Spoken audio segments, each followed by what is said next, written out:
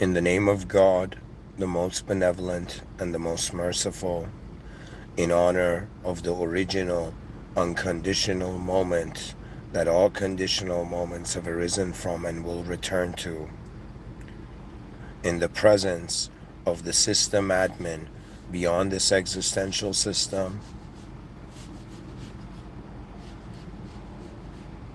and the world host beyond the world room.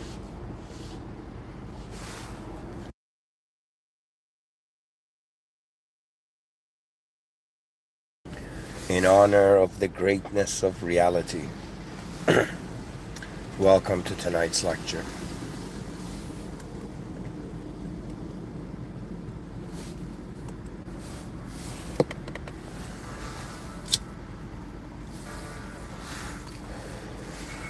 I don't know why I'm giving this talk in this moment, and I don't know why you're listening to it. I don't know out of all the 8.1 billion human beings why this moment has found itself in this way. But I do have something to say, and I do have rules in order. So I will begin tonight's lecture in some sense talking about one of the most important lessons I have learned in this simulation, in this world, from beings that were greater than me. And you know, I don't know how in today's society people define a smart person, but it is obvious that, you know, an intelligent person has access to intelligence. What is intelligence? It is the expansion of vision.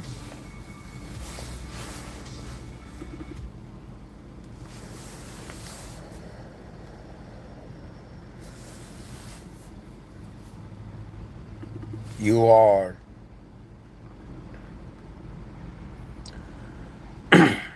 a very profound moment of being.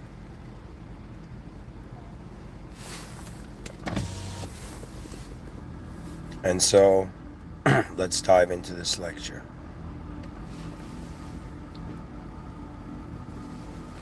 Settled into the language that hides the actual world through epistemological limits, the unknown of ontology of reality stands. What is actually present is different than what can be categorized, what can be classified. We are privileged and blessed to be in this position. Now, I will say why. First of all, to honor the lecture, guys, I learned one of the most important lessons in my life as a being, as a soul. More important than being right, being powerful, being strong, being lucky, being all of these. You know, the most important quality of our being as beings in this realm. I am speaking on March 5, 2026.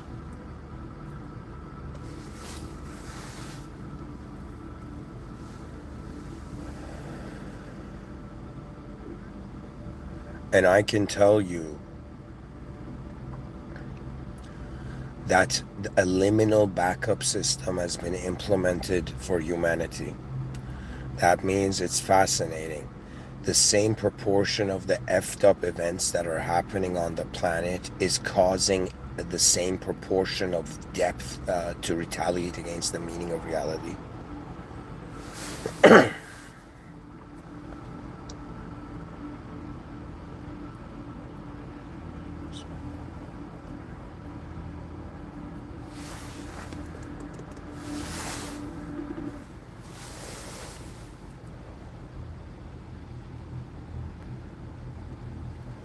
Okay.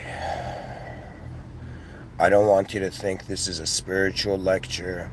I don't want anybody to add a connotation to this moment. I'm just going to give you a briefing and listen up. One of the most important things in this life, whatever you are, you will realize. One of the most valuable things is, I've termed it in the subtitle, which is actually the main title. I will correct it at the end of the lecture. Life does not leave life alone. What does this mean? That means when it comes to imagine the basic relationship of people. They say that in order for a person to go into a relationship, they need safety, they need respect, and they need shared meaning. Now, aside from these,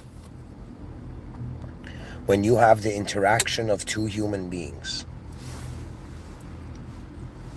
if I tell you what is the most valuable thing you can do as a human being on this earth for another human being, it is to not let them journey alone.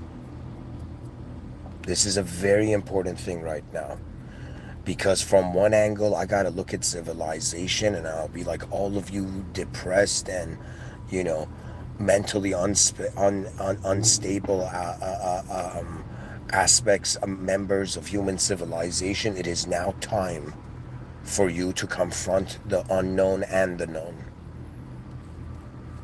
Illnesses of a psychological nature pretty much have two exits to them. Anyways, that's a different talk. I'll keep that later. Somebody remind me though. Anyways, folks, to continue. I'm here to tell you, one, what is this great lesson that I've learned from greater beings than myself? Two, why it's important, and I guess three, how I learned it. Okay, I gotta get through these three quests in this lecture. I will begin like this.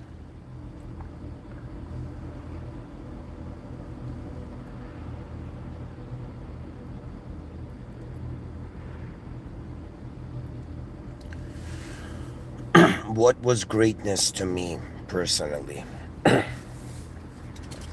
You know, I don't think of myself as a deep guy, because compared to the future generations, I'm still shallow.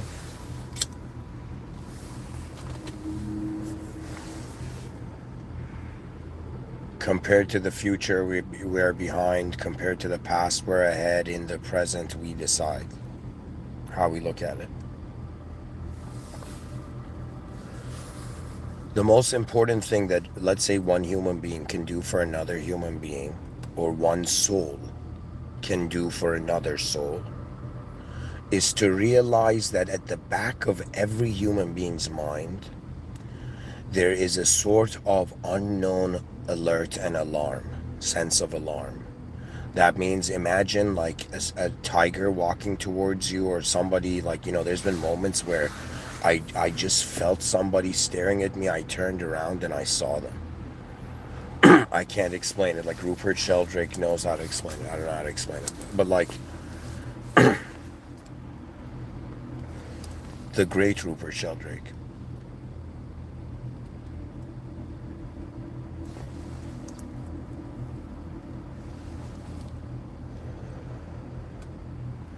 It is very important to realize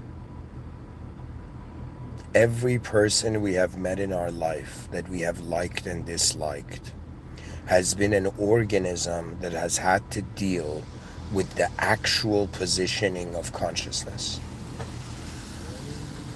Every person acting tough, strong, beta, alpha, these are all temporary beings. There's greater games being played in the realm. The alphas of a lower dimension are not even betas of a higher dimension. What are we saying?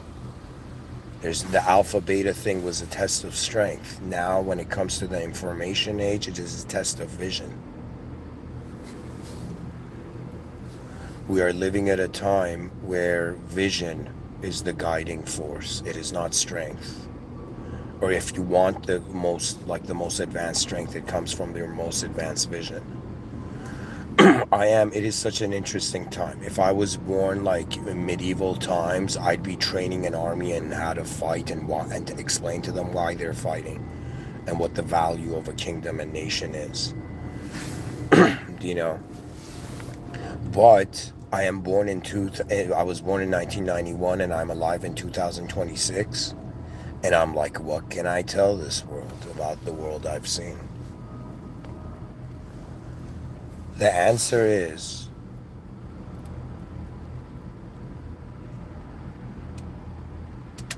it is the attendance of 8.1 billion souls in one moment that is conditional and simulated. What the soul is the original source code of reality. Most people are functioning through ego code. If you get out of this epistemological simulation overlaid on the ontological simulation and notice the ontological simulation, you will realize why I keep saying the unknown is important. It's a reset. It's not even something you have a choice in. It's as if you want to see something new, then in some sense what you've seen before does not have the same value. I am telling you, dear viewers, the most important thing one soul can do for another soul is not to let it be alone in the chaos of its moment. Okay, you will realize this at some point. I think all of us do. That like what sort of dimension and quality, just like YouTube video, you can have a higher resolution. What would the highest resolution life of the human being be like? What is the value of the furthest vision and the reaches of the mankind's awareness? Ladies and gentlemen, do you know how pirates had a fascination to go find treasure? Ladies and gentlemen, we're living at a time where that fascination, that treasure, is no longer a physical treasure. The whole species is beginning to wake up to the fact that a story cannot replace the true nature of this massive unknown event. The world is way more unknown than known. The world is in a tiny pocket of the observable universe. We're just like even a tinier pocket in that we're like processing reality. What is the true meaning of all this? Is it just being loyal to organizational patterns of a national level, of a societal level, of a specific cultural level, specific ideological ranged level? Or is it at some point we're going to see human beings on Earth? This is what I call the songs of the advanced civilization. I saw this in 2015. I don't know, 15 or 20. I don't know, but it was early. I saw this, I called it Songs of the Advanced Civilization. I'm the early bird. You guys don't understand. Like even I don't understand, but I feel there's something when I've looked at my soul and I've looked at other souls, I've had endless egos about it, but I've come to the conclusion that the soul is pretty much the most important thing the attention is on. I don't know how to explain it. Like at some point, it's not humanized. It's not explainable in a human way. It's that the human process is happening in the presence of a process that is empowered by a position that is unfathomable to us. So we are legit in a simulation. And you know, when I was raised, especially someone born in 1991, I was raised like treating everything as real. I was like so naive, guys. I don't know, God protected me. I was that naive in my youth. I'm not even kidding. I could see, but I could not evaluate properly. And that's why realists have fear way more than like optimists and pessimists. I'm not kidding. The realist has real fear. You know what I mean? And to me, I was seeing a world, but I did not know how to value this world. I looked around and people in my environment and how they conditioned me, gave it a certain value. At some point, I was like, something doesn't add up. And guys, I've never had a sense like I'm a great student or something like that. I've always been the quiet kid in the classroom, you know. I'm the evolution of that archetype. That means just like Texas Hold'em, people are given different hands. I was dealt a hand of, I don't know, I can't even explain it. It took years for me to even be able to theorize and understand it, but it was as if like I was given the hand of not valuing myself, so not being yourself. Therefore, I was just an observer and an internal. It was kind of savage when I look at it now, but I didn't understand it then. Anyways, folks, where am I going with this? This is one of the most important things as a soul I can tell another soul. All right? It's all about realizing it's not that sometimes, like, I don't know, I've understood this about people. More important than understanding them is being with them. It took a while to understand this for me personally. Do you know? I was too analytical. I was always like, I was like a professional overthinker. They're like, overthinking? I'm like, buddy, I've been experiencing that every day of my life.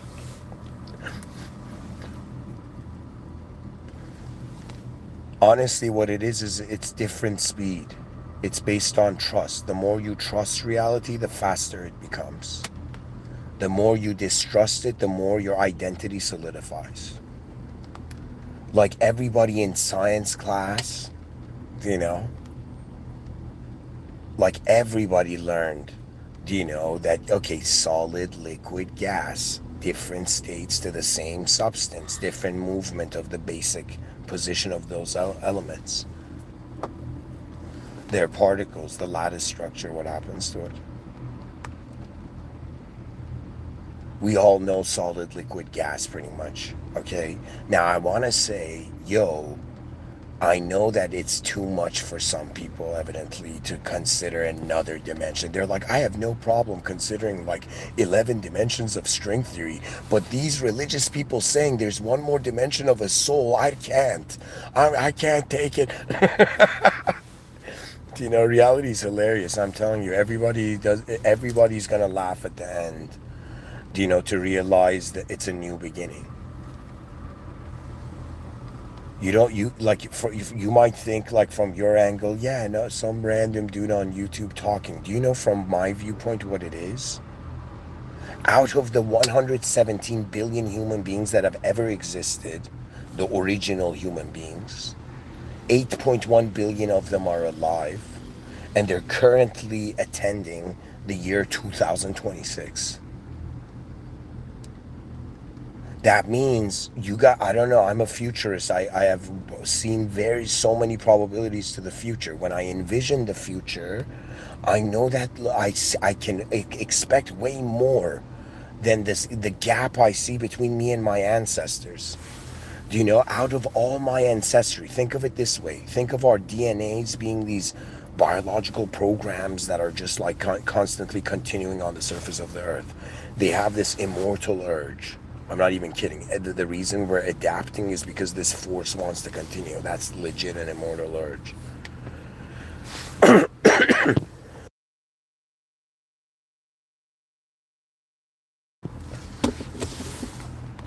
There's been poets like Rumi from Persia like 800 years ago.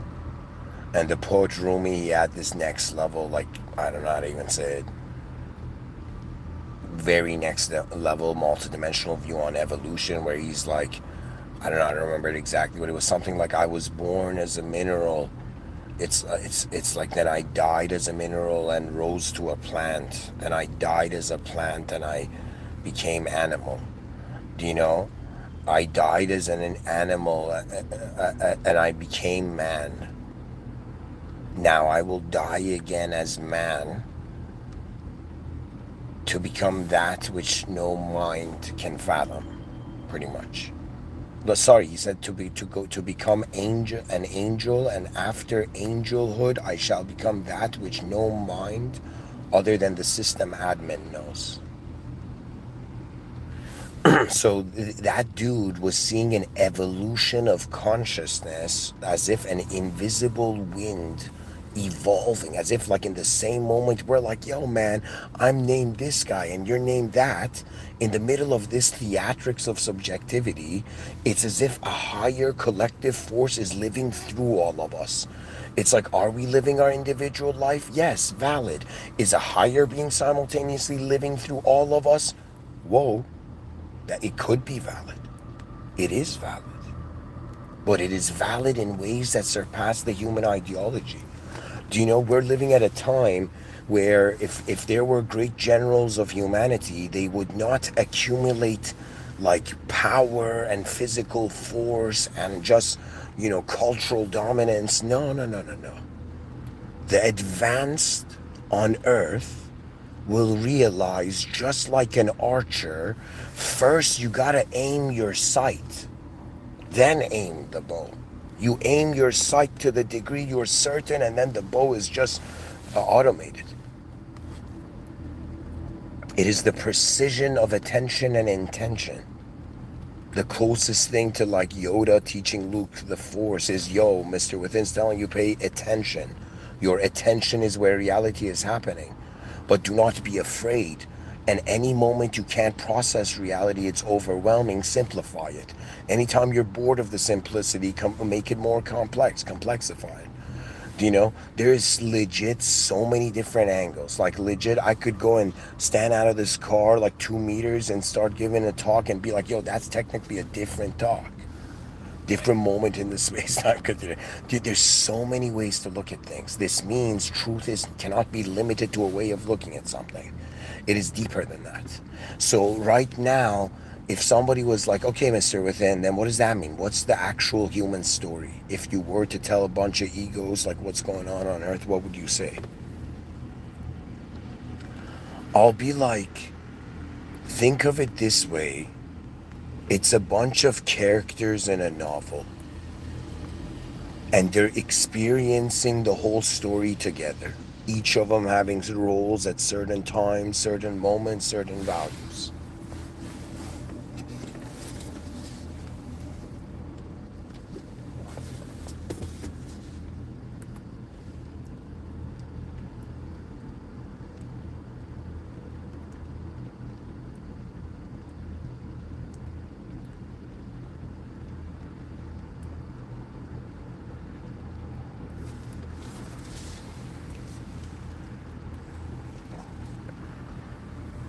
There is a freedom in the acknowledgement of the unknown consciously. There's a freedom there. It's as if somebody's like, what am I going to do with my life? I'm stressing. It's like I'm dying to live, or am I living to die? What's going on this planet? And at the same time, it's as if there's a breeze of clarity. A single moment where a single view, it wasn't that the planets aligned, it was that every thought you have ever had just paused because a new view had been found. Like I don't know how to explain it to you, but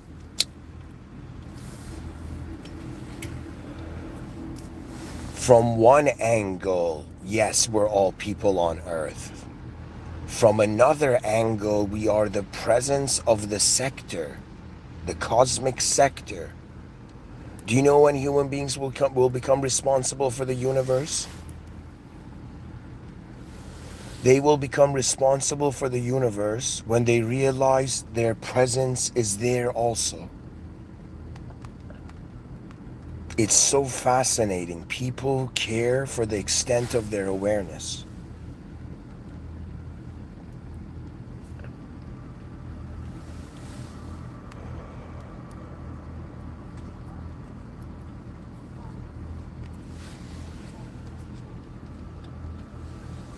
I am telling you, imagine me being a human being on this life. I've had moments of I've seen various variations to my sense of self every day I've woken up. I've lived around 12,500 days. 12,500 times I've logged in to the conscious waking state and I've found this state of a planet.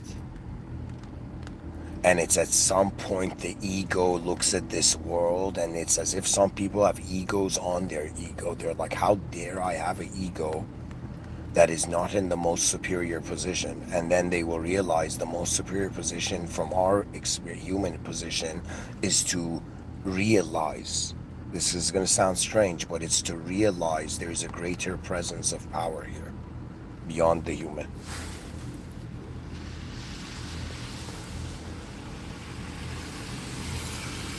That means we've reached a point in life, in human life, all of us, in 2026,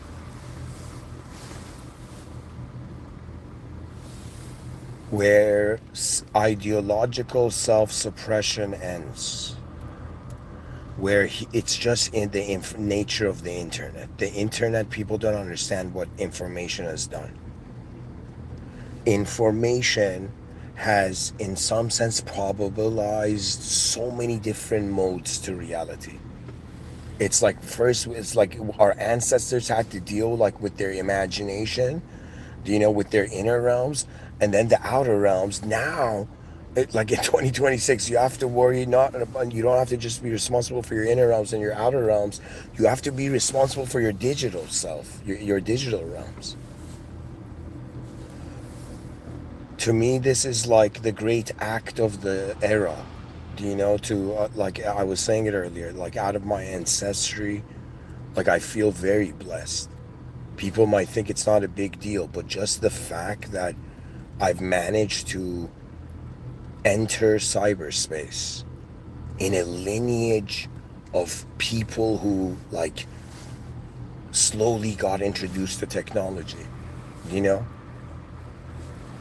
that means it's as if like sometimes I look at myself and I'm like, yo man, what was the strategy? What was the great strategy of your soul? And it makes me like, it matches my exact silliness. It's like I'm this introverted, shy, like, let's say, visionary. I see a vision, deep vision, honestly, you know? And I'm like, okay, every moment I live, it passes by. And it's like what you write throughout the day, what you create physically throughout the day, that stuff stays. But cyberspace is different. It is the immortalization of the biological natural archetype. That means I'm gonna at some point die in this world, but there's gonna be like me from different moments in time, still giving their lectures infinitely in the void. In the not void, in endlessly in cyberspace. That means I take incredible honor in being among the original human class. Granted, we're in a quasi-cyborg thinking thoughts on the whole moment vibe, but I'm telling you, we are still the original beings. In the future, there's going to be such advanced AI that they're not going to be able to, how do I even tell you this? Like, they're not going to be even able to, sorry guys, I'm just putting on a hat.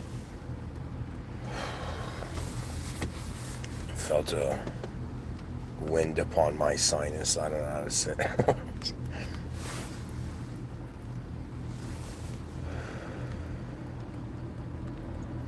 Honestly, where I'm going with this is, I think this is inevitably true for everyone, that caring, being there for someone is more important than analyzing the whole and managing the whole reality only from your worldview. This is very important. There's a story I'm going to share here. I've shared this before in other talks. I'll share it again. It relates. Legit, the theme relates. This is evidently a old school kind of, I guess, mythical. I don't know, mythical, but like, the story is from a dervish Sufi story, and I'm not a Sufi, okay? But it's a Sufi dervish story.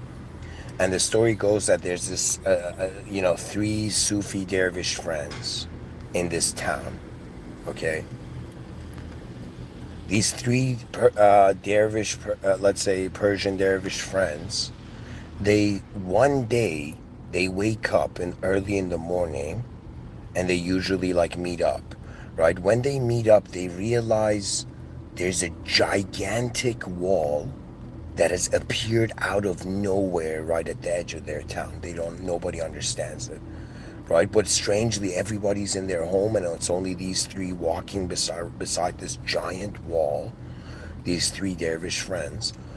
And they're like, whoa, what is this, right? And they're all sincere, they're good friends because they've found a moment to accept each other's sincerity, you know.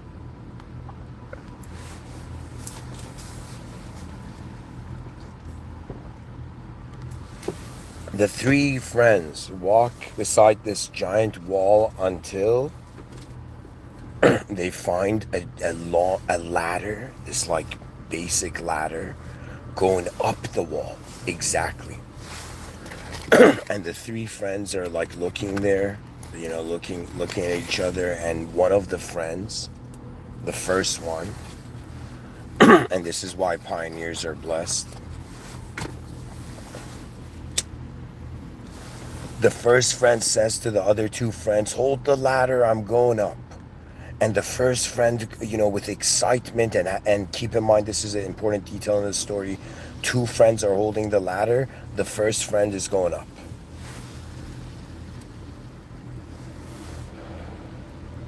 Second and third holding the ladder. First friend goes up, and both the two friends holding the ladder are looking at him. The moment he goes up, and he finally like balances himself and looks, he sees legit something that without saying anything, he just jumps to the other side of the wall. Imagine, like, strange. So the second and third friend are like, whoa, what just happened? Do you know? And the second friend is like concerned. He's like, okay, hold the ladder, I'll go check. Another important detail in the story. Okay, one friend is holding the ladder, the second friend is climbing up the ladder, third friend holding it. The second friend goes up. Suddenly, it's as if a shock, a wave hits him. So he sees something that's like completely changes his view. Do you know? And right before he jumps, he just looks back and says to the third friend down there, right? And he says, hey man, legit the Garden of Paradise is on the other side of this wall. It's a heavenly dimension. And the first friend jumped in, and I'm jumping in too. And the third friend's like, whoa, what? And this is the moral of the story. The third friend has to walk alone. Not walk alone, has to climb the ladder alone. Nobody's holding it there. But because the third friend is smart, he goes and finds a bunch of giant rocks and balances the ladder so it never falls, you know, and then climbs up, you know, with the hope that it doesn't fall.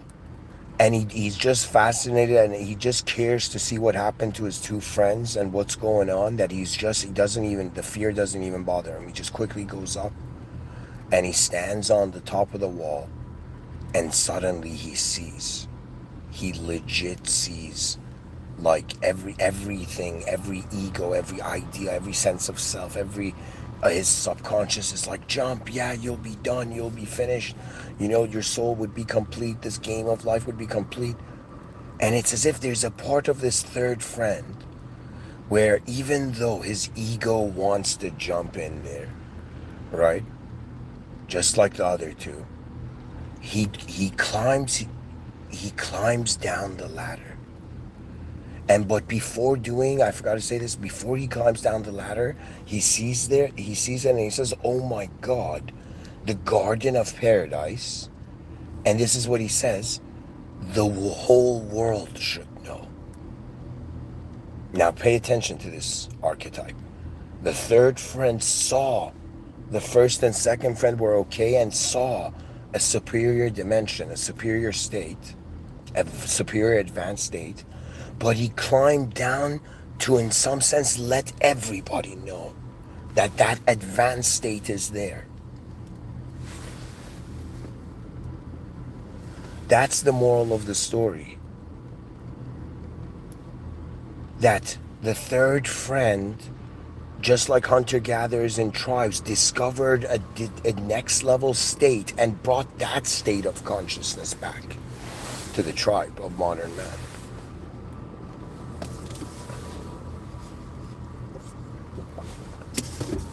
How's the lecture so far, guys? I'm gonna take a break,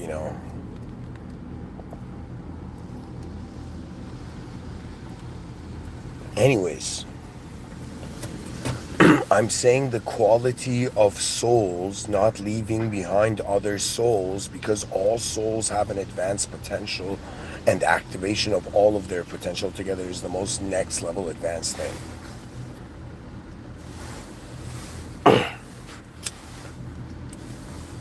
Let me tell you something so funny. Most people are defined by history, which means they're defined by how the past was set in our stone.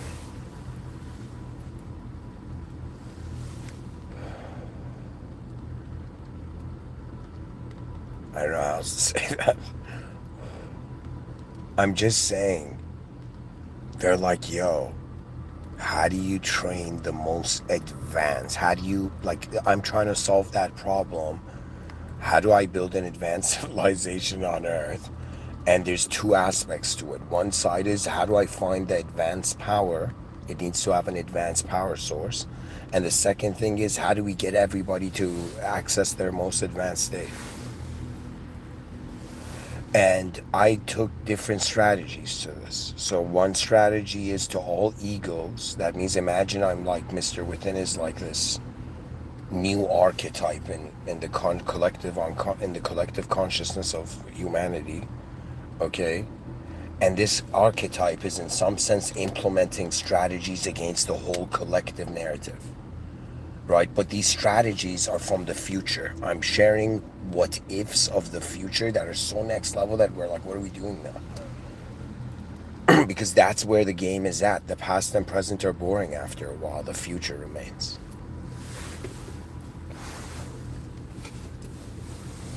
Now it gets deeper. So many people are like, I love God, but then they spit on their neighbor.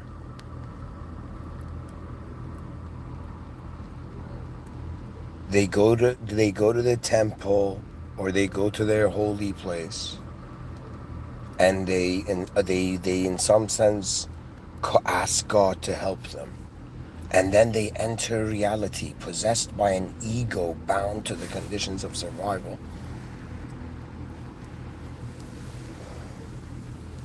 People, can you imagine? People are like, yeah, I believe, okay, I should talk about this properly. In a strange political sense, the issue, all wars are problems of human identity. We're experiencing an identity crisis on a global level. And that identity crisis is legit, like a catalyst or the next great phase. You see, there were outer revolutions, like the French Revolution. The people were like, we're fucking hungry. And they crushed everything, the whole empire.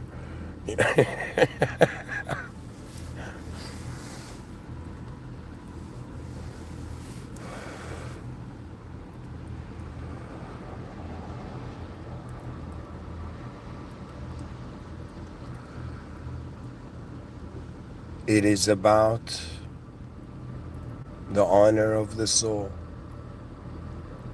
I don't know how to say it. When I think about my individual life, it's already completed. I've finished living my individual life. I'm not even kidding. I've seen so many variations of it. I've noticed the whole conditioning of a self-obsession with the idea of ourselves, never wondering how many different ideas could we have had. How many different ways are there to look at things? Have we been bound by the past when the future is waiting for us? What does it mean that we are beings capable of seeing the future. Have you noticed what's different between us and other animals? Human beings are like, yeah, we're the most advanced species on Earth. Do you know? And it's like we show off our prefrontal cortex by, like, with bulldozers building roads in the middle of forests. And animals are like, you show off. So, like, we're reaching that point where there are certain dimensions that need to be synchronized. One is the natural dimension. One is the linguistic dimension. So think of it this way: a nature technology, language technology.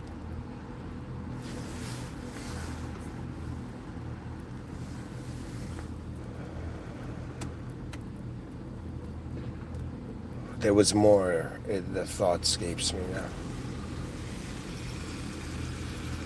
Pretty much I'm trying to say that everything we see on Earth is legit very similar to what is going on in our body. And people are going to be like, yo, man, what do you mean? I'm saying legit in the same way there are cells in our body, okay? And these cells in our body are moving to keep the whole body functioning. They're playing out their roles. The heart doesn't stop. It is the most ultimate performer in nature.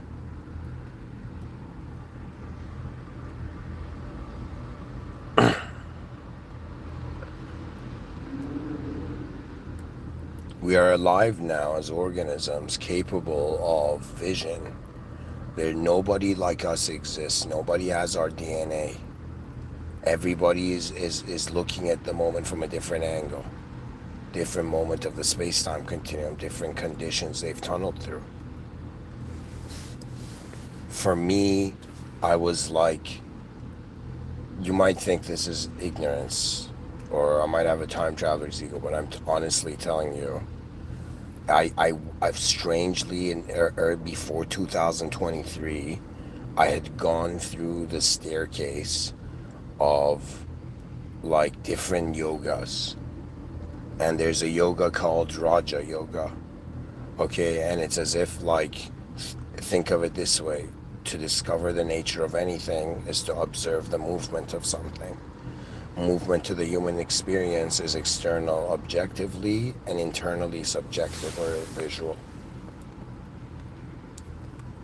For me, I just like this concept of like serving the realm, honoring the realm, living for the realm. Like this concept I really like, that I'm like, okay, behind my eyes, inner realms, in front of my eyes, outer realms.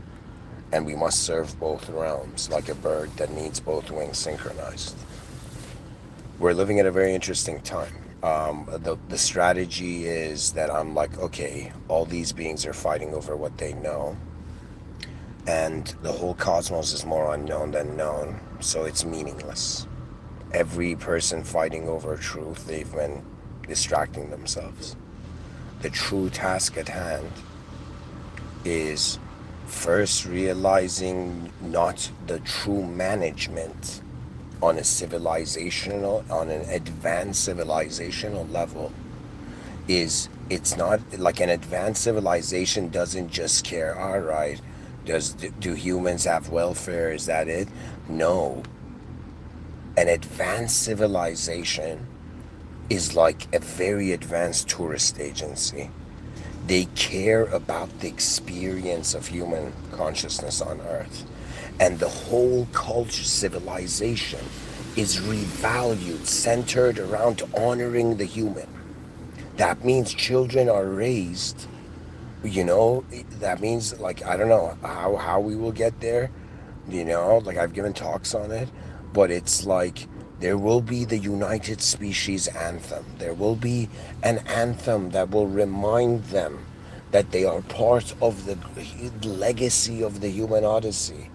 They're like, yo, man, go give a motivational talk. And it's like this dude went on stage and shouted at everybody to go outside, and then shouted at everybody, look at the stars. Look at the sky. What freaking motivation do you want?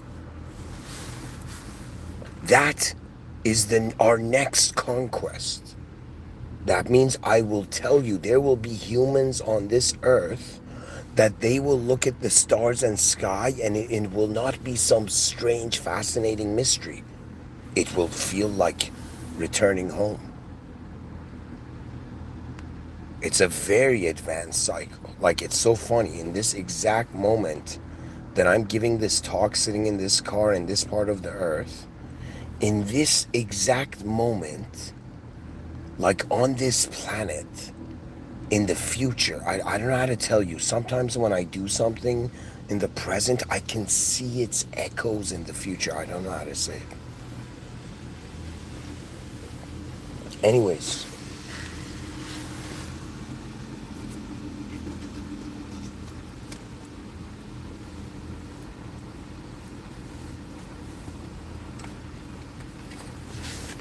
I'm trying to say that there's something very associated to the human aesthetic and the human style. Okay? That means if, imagine in a sci-fi situation, there was diplomatic relationships between like an advanced enlightened alien species and us, do you know? And some humans went to that advanced enlightened species like home world and started like going to school there, and they were bullied by aliens. Like, the human beings will become a minority ethnicity group in that moment, do you know? And it's like aliens being cruel to humans. There's a part of other humans that's like, whoa, do you know what I mean? In the same way, like there was racism, somebody was like, yo, somebody who doesn't have the same color as me, the color of skin as me, like, I don't care about their hair color, I don't care about their hairstyle, you know, I don't care about it, their, you know, how their DNA is different, you know, I just care that their skin doesn't look like mine, and I'm gonna go against them. I'm gonna care for people who their skin looks like mine. Like, do you see this basic pattern? Now I'm saying in the far future, you can imagine humans versus aliens situation, but in a civil way, right? And it's as if like the same bullying that happens in like Earth's high schools, aliens bully humans in that alien world. And in that moment, humans are like the minority in that reality. But the whole point of it is they feel camaraderie. They don't leave. They don't leave behind. They don't leave behind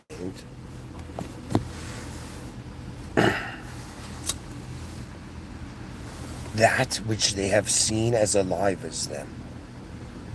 I don't know how to say it. There's something about the human algorithm, the human process, that there's care there. It's not just analytical information processing. It's not just an equation to solve. It's a living reality. And the fact that we're all in the same world room, at first I was like, what am I doing in the same world as everybody else?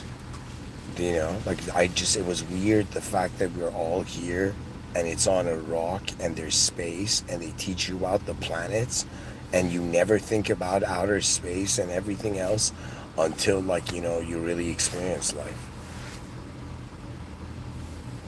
I think that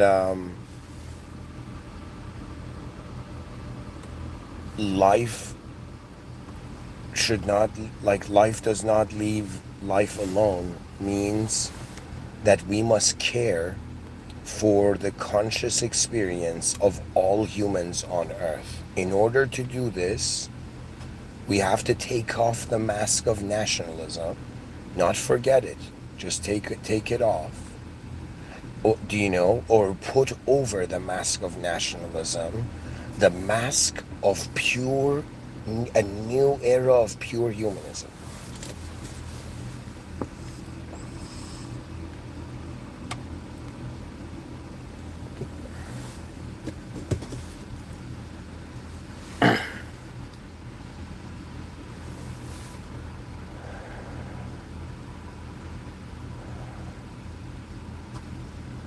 There's a way to explain Sorry guys, I need to drink something right now.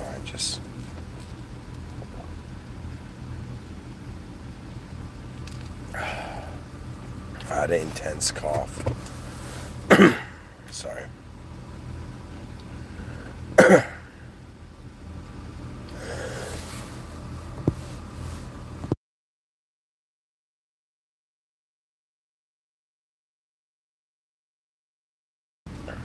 Anyways, I'm saying leaving no man behind, the Three Musketeers being all for one for all for one.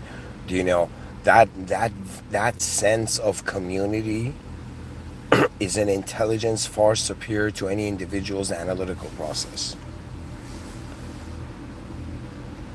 That means you could be the smartest person, you could be the most foolish person, do you know? But at the end of it, both of them require community.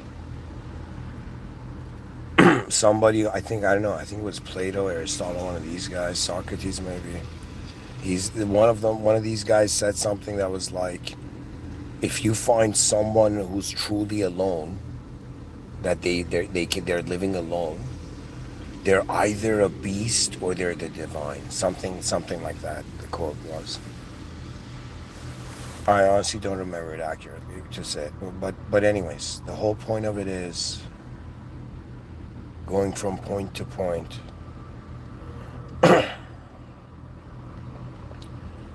that dude stepped down the ladder to let the world know what else there is. You know, I am living a life where I am honoring the dimensions I find. I find what I see in the mirror, I find a human being. In the same way a person has a gym membership card, as I've said before, we're a member of the human species. So I realize, all right, I'm in this world, I'm conscious, I'm intelligent, I'm capable of doing things in this realm. And what's the coolest thing to do? Not something you just did for yourself, but something you did for the species. It's as simple as you entered a system, updated it, and then left. That's the point. Now the point is trying to get 8.1 billion people to do it, but you can't get them to do anything, and you shouldn't want to get them to do anything. For me, my strategy is that if they like, I don't like the archetype of a teacher, but the way I've learned everything in my life was through an incredible fascination of it. Anything I was fascinated by, I instantly learned. I'm not kidding. Anything that became important, I suddenly had expertise in. I don't know how to explain. It's like, yo, man, you're an introvert, but because for someone you care about, they're an extrovert, you suddenly realize that dimension of you is there. There's so many ways. It's in the same way we dress like we wear clothing. In the same way when we talk, we're like, hey, yo, man, I'm this idea, I'm that view, I'm that view. Ultimately, though, souls cannot leave behind other souls.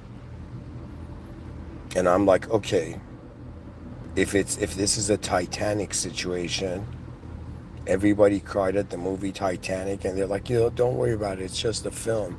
It's like, yo, man, what about universal entropy? What about, in some sense, epistemic entropy? What does it all mean? I don't know if people know what epistemic entropy means. It means at some point there arises a disorder in the system of knowledge.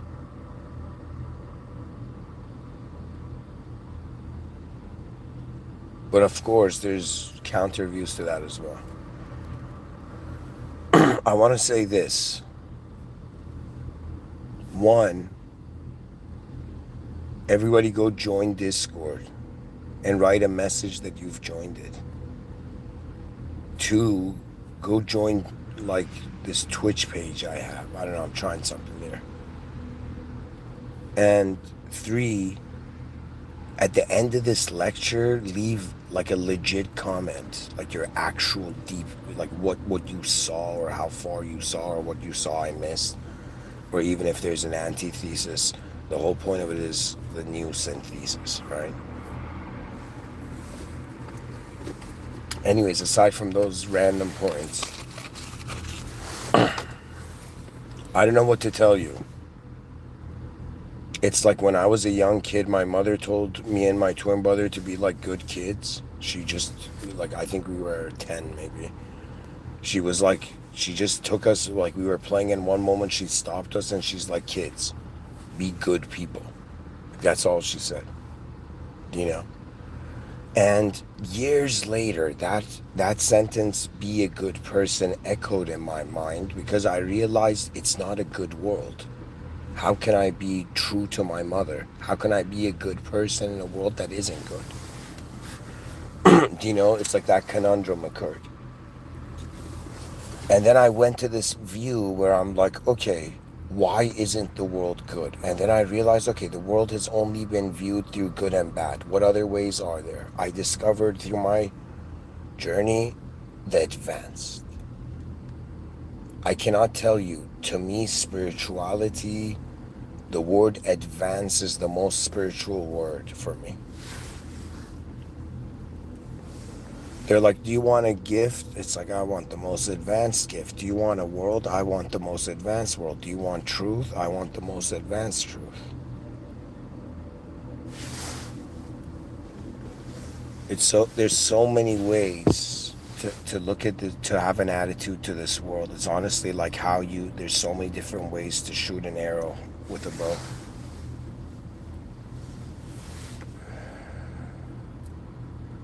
See, it's like, I don't know, different strategies. From one level, I'm using the idea of the advanced civilization to say all egos are living for their advanced selves.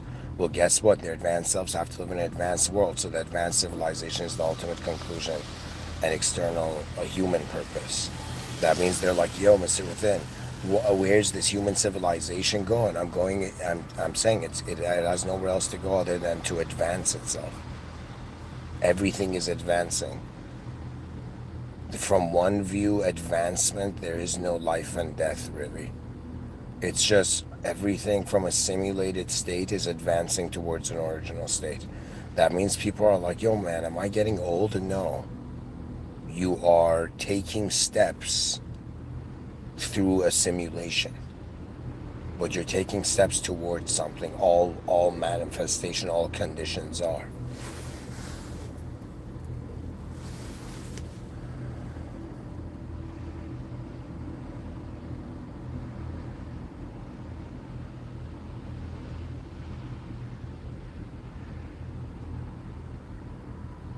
When I say life does not leave life alone, I mean it in the sense of not ignorance, but in the sense of just like we leave no human behind as humanity, not a single one. If we have failed.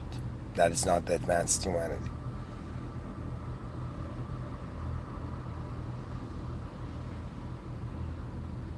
I don't know how to say it. In the same moment, there's a physical game happening. There's a physiological game happening. There's a psychological game happening. Then there's a whole moment that is aware of both the physiological and psychological happening. That whole moment is unknown. And then that's when the unknown life begins, where you're an unknown moment of unknown force present in an unknown moment of being, and there's endless ways it can animate, so you stop animating it and you are fascinated by how it animates.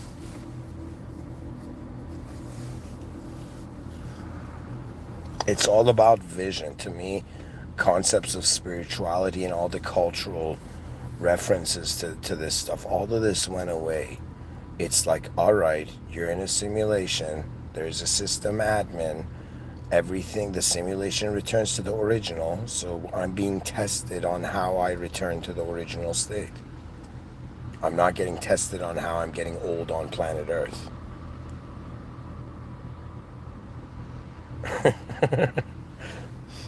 Anyways, guys, I think this lecture's gone too deep. If there's any questions people can ask. If there's no questions, go on Discord. You know, guys, I've realized these talks are going to outlive me. So the value, I'm dedicating myself to like community development. People who have expertise in this can come and help me build the community, by the way. They're like, what's your community? I'm trying to build an army of advanced humans. I'm trying to build an advanced civilization one step at a time. Anyways, guys, thank you for listening. I hope this lecture was interesting. In the name of God, the most benevolent, the most merciful, and the most advanced. In honor of the original moment, original unconditional moment, that all conditional moments have arisen and will return to, in the presence of the system admin beyond this world room. Have a great night, guys. I'm probably going to go on Twitch and you're going to see me play this. I don't know, you're going to see me try to solve problems in the gaming universe for a bit. So go on Twitch in maybe like 20 minutes or something. Anyways, thank you for listening. Have a great night. And if you've really listened to the lecture, leave an actual comment. Try to either tell me what I've missed or how far you've seen, or if you have counter views. The whole point of it is us to expand all the ways, to try to find all the different ways to see it. Alright, guys, thank you for listening. Take care. May God bless humanity.